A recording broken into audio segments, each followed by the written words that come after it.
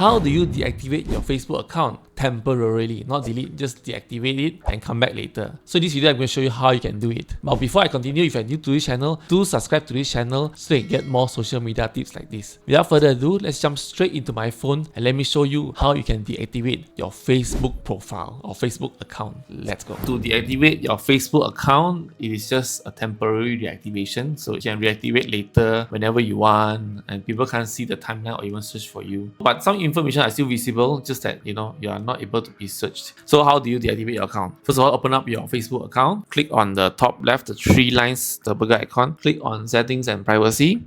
Click on settings. And then you go to account center.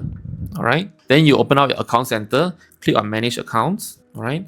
So you can see I want to, for example, this Facebook, right? Click on manage. So you can see here deactivation or deletion. Click on that. So you might want to deactivate or deleting your Facebook account. So I'm not going to delete, of course. Just deactivate. Click continue.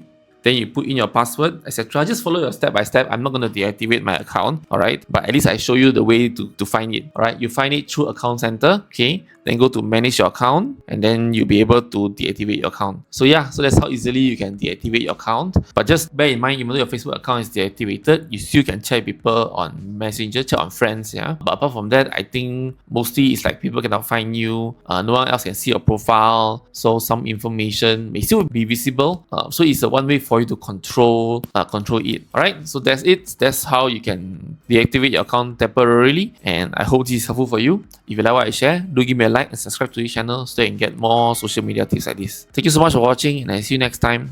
Goodbye.